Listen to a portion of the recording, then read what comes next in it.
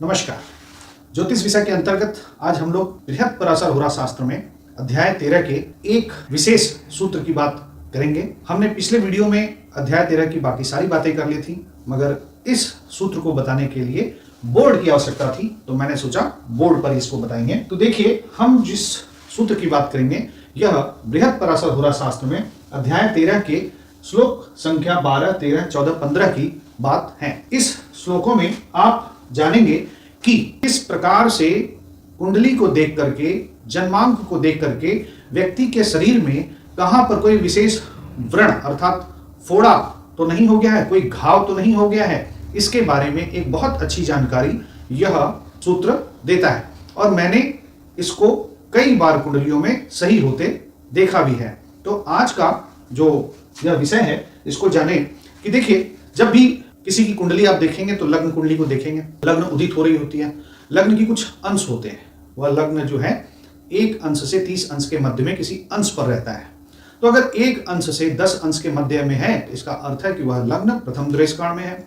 यदि वह लग्न 10 अंश से 20 अंश के मध्य में है तो वह द्वितीय द्रेषकाण में है। अगर लग्न 20 अंश से लेकर के 30 अंश के मध्य में है तो वह तृतीय द्रेषकाण में है। द्रेषकाण के बारे में हमने पिछले वीडियो में काफी अच्छे ढंग से बता रखा है, तो हमारा पीछे के वीडियो देख लीजिए, वहां पे आपको वर्ग कुंडलियों की श्रृंखला में द्रेषकाण मिलेगा। अब इस द्रेषकाण का आज प्रयोग हम बता रहे हैं। यह जो द्रेषकाण है उसको प्रयोग फिजिकल बॉडी पे किसी व्यक्ति की आप कुंडली देखेंगे और उसके शरीर में कहां पर कोई चिन्ह तो नहीं है, कोई घाव तो नहीं है, इसका ज्ञान आपको इस सूत्र से मिलेगा। तो किस प्रकार से आप जानिए। पहले देखिए, जब किसी की भी लग्न कुंडली आप देखेंगे तो आप देखिए कि लग्न क्या 1 डिग्री से 10 डिग्री के बीच में है। यदि 1 डिग्री से 10 डिग्री के बीच में है तो ये कंडीशन अप्लाई होगी। और उसके सिर्फ इस सर को आप देखेंगे तो जो प्रथम भाव है उसको उस व्यक्ति का माथा समझिए, जो द्वितीय और द्वादश भाव है उसको उसका नेत्र समझिए, जो तृतीय और एकादश भाव है उसको कान समझिए, जो चतुर्थ और दशम भाव है उसको नाक समझिए, जो 5वां और 9वां भाव है उसको गाल समझिए, उसके बाद जो 6ठा और 8वां भाव है उसको दाढ़ी समझिए, और जो 7वां भाव है उसको मुख समझिए। इस प्रकार से जो लग्न कुंडली आपको दिख रही है उसमें प्रथम द्रेषकाण जो है वह बताता है कि इस व्यक्ति के मुख के बारे में देखने के लिए कुछ सूत्र देता है, और वहां से फिर हमें बाकी के भाव आगे के देखने हैं। इसी प्रकार से जब लग्न 10 अंश से 20 अंश के मध्य में होगा तो फिर यही कहानी थोड़ी आगे बढ़ेगी। तो ये कंडीशन लगेगी। इस कंडीशन में क्या है कि पहला भाव होगा वह कंठ हो जाएगा, कंठ।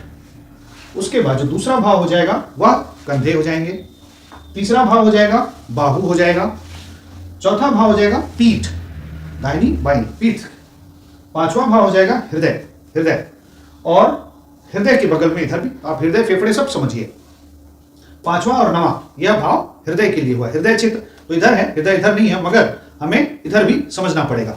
उसके बाद 6ठा और 8वां भाव पेट में इधर की किडनी है, इधर की किडनी है, इधर लीवर है, इधर स्प्लीन है, वह सब समझना है। तो पेट के अंदर का नाभि से इस तरफ दाईं तरफ 5वां भाव, 6ठा भाव, और नाभि से बाईं तरफ 8वां भाव, और नाभि 7वां भाव, नाभि हो गई 7वां भाव। नाभि के नीचे का जब आएगा तो जब लग्न में आप देखेंगे लग्न 20 अंश से लेकर के 30 अंश के मध्य में लगा हुआ है तो फिर आप प्रथम भाव देखेंगे, वह होगा नाभि के नीचे कमर का जो पूरा हिस्सा है उसको देखेंगे, और उसको वस्ती क्षेत्र बोलते हैं, कमर के लिए है वो।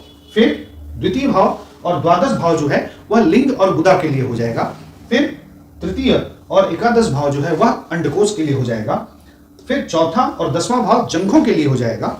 उसके बाद 5वां और 9वां भाव घुटनों के लिए हो जाएगा, और फिर 6ठा और 8वां भाव पैर के लिए हो जाएगा, पैर घुटने के नीचे का जो पैर है उसके लिए हो जाएगा, और अंत में 7वां भाव तलवों के लिए हो जाएगा, फीट के लिए हो जाएगा। ठीक है, तो इस प्रकार से आप किसी की भी कुंडली देख सकते हैं। आप देखिए कि लग्न 1 अंश से 10 अंश के मध्य में है तो ये कुंडली अप्लाई होगी। किसी की कुंडली में लग्न 10 अंश से 20 अंश के मध्य में है तो ये कुंडली अप्लाई होगी। किसी की कुंडली में आप देखेंगे लग्न 20 अंश से 30 अंश के मध्य में है तो ये कुंडली अप्लाई होगी। अब इसका आगे कैसे प्रयोग होगा, तो आप ये सूत्र दिया है कि जिस अंग में पाप ग्रह हो वहां फोड़ा होगा, जिस अंग में पाप ग्रह हो वहां फोड़ा या व्रण होगा। और इसके साथ साथ बुध के साथ सभी पाप ग्रह हो, तो यह विशेष रूप से समझ लीजिए, अगर बुध हो और कुछ और पाप ग्रह बैठे हो तो ये जान लीजिए कि वहां पर व्यक्ति के उस शरीर पर फोड़ा होने की विशेष संभावना, जीवन में कभी न कभी किसी एक समय में ऐसा फोड़ा होगा कि जब उस फोड़े को काटा जाएगा तो शरीर पे निशान बन जाएगा। और इसके साथ साथ यदि शुभ ग्रह की भी दृष्टि वहां पर हो तो वहां पर चिन्ह बन जाता है, किसी प्रकार का कोई चिन्ह बन जाता है। तो यह कुंडली का जो विज्ञान है जो कि शरीर पर बैठता है, आप देखेंगे कि कम से कम 70% कुंडलियों में आपको यह सिद्ध होता हुआ नजर आएगा। इसके लिए बहुत ही अनुभव की भी आवश्यकता होगी, मगर इस सूत्र का आप प्रयोग कर सकते हैं और आप यह देखेंगे कि काफी कुंडलियों में यह बात सत्य होती साबित होगी। यदि बुध पाप ग्रहों के साथ बैठा हो तो यह देखिए कि वह शरीर के किस हिस्से पे घाव, चोट या व्रण या फोड़ा दे सकता है, इसका ज्ञान आपको मिल सकता है। यह बात मैंने जो आपको बताई बृहद पराशर होरा शास्त्र के अनुसार बताई, अध्याय 13 श्लोक संख्या 12, 13, 14, 15 इनके आधार पर मैंने बताई। और आप भी अपना जो है कमेंट डाल सकते हैं, आप भी अपना date of birth, time, place डाल सकते हैं। और यदि आपके साथ ऐसा हुआ है तो आप उसका भी जिक्र कर सकते हैं। आप अपनी कुंडली में जांचिए कि यह सूत्र कितना कारगर है। मेरा अनुभव है कि यह सूत्र बहुत कारगर है और मैंने ऐसी घटना होते देखी है। ऐसा मैंने कुंडली पाई है जिसके सर में ही बहुत बड़ा फोड़ा हो गया और उसका क्या था, पहला लग्न का दृष्टांत जो था वो 1 अंश से 10 अंश के मध्य में ही लगन थी और उसके सर में यहाँ पर 2 पाप ग्रह बैठे थे बुध के साथ, और उसके सर में ही बहुत बड़ा फोड़ा हुआ और उसके सर पे निशान बन गया। तो यानी कि ये तो उस कुंडली में बिल्कुल सही साबित होते हुए दिखी मुझे। उसका भी एग्जाम्पल मैं कभी लेके आऊंगा, मगर आज यह विशेष सूत्र बताने का दिन है तो मैंने आपको यह विशेष सूत्र बताया है। मैं आशा करता हूं आप इस सूत्र को प्रयोग करेंगे और इससे और भी अनुसंधान करेंगे, मुझे ऐसी आशा है। तो आपने इस वीडियो को देखा, इसे लाइक करें, शेयर करें, सब्सक्राइब करें। आपका बहुत बहुत धन्यवाद। नमस्कार।